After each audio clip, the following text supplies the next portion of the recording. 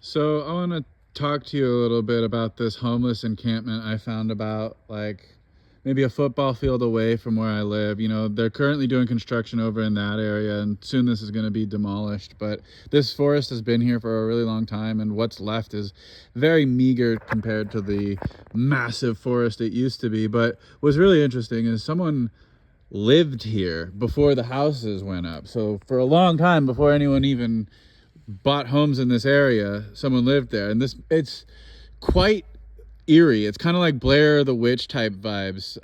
As you can see, there's this tin can attached to a string next to this water bottle, and you know it's been there for years. But I think at one point the man who lives over in that area, which we will explore here a little soon, he set up like a non volatile booby trap to catch like critters or people walking through here while he was sleeping over there. Now come on, let's venture further into this forest. You can see, I mean, what other purpose is there for a can on a string next to a couple of trees if not to be a little tripwire he can use to keep himself safe? Now he just completely trashed the entire area, and I'm not sure quite exactly where it is, but at some point he had enough money for a pair of blue Ray-Bans and he like stapled it onto the tree. I don't know where it went. I haven't been able to find it because it's been a while since I've gone through here, but it's somewhere in this area. It's absolutely eerie. You know, Tiffany, Belle's friend, I used to joke when I first found this area that this is where she lived and I found her house and that she lived in this forest. That broken pile of wood right there used to be a dresser he had set up, and that bucket right there used to be filled with sludge water. Like what he was doing with a thing of sludge water, I don't even know. But he just kind of leaves this trash everywhere.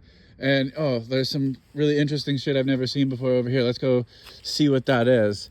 It looks to be some sort of fabric, maybe like a handkerchief or something. You know, he's just leaving shit around here.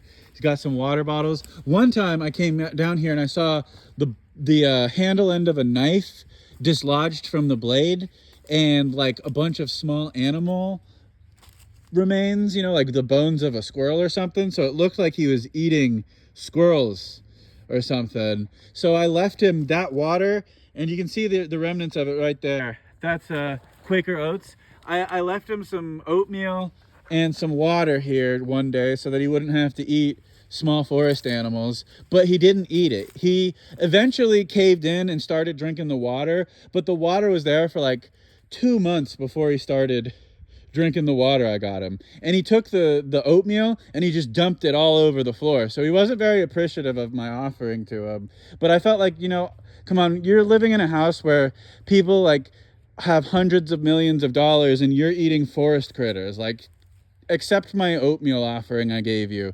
I don't know, it was really weird.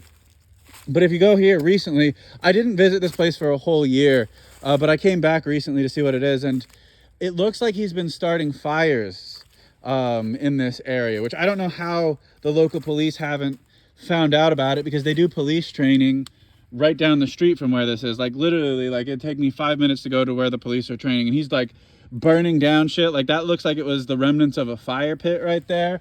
Like, I don't know, it's all really strange shit. But what I really want to talk to you about is this tree right here. This tree right here. One time I was drunk and I had just bought a Louisville slugger. It was about 2024, like the early 2024, and I was walking through this forest and I found this tree right here, and I decided that I was going to chop down this tree with a baseball bat. I spent about 3 hours chopping this tree with a baseball bat, as you can see, and I did it like I was going to fell it properly. So it's not as significant on this side. I didn't spend as much time, but I'd hit the tree from this angle going upward to this angle, so it would cut diagonally and then it would fall that direction. But about 3 hours into chopping this tree with a baseball bat, I decided, like, you know, first off I was like, man, I'm really fucking drunk. And then I also thought to myself, is chopping down a tree with a baseball bat in the forest legal? I didn't know, and I didn't want to find out if it was illegal or not. But I really think if I would have given it 3 more hours, I would have chopped down this tree successfully. But yeah, It's really weird. Nobody knows who lives here. You know, I wave at all of my neighbors and everyone I see, and nobody I've ever seen in this area looks like the type of person to live there. But I know I've seen whoever is living here in the area before. I've just not been cognizant of who it is. But you know, you can see the trash extends for feet, even like in that direction. There's just trash everywhere. And you know, it's one of the mysteries of my area that I probably never will know. And I just wanted to share with you how strange it is that I live down the street from the Blair Witch.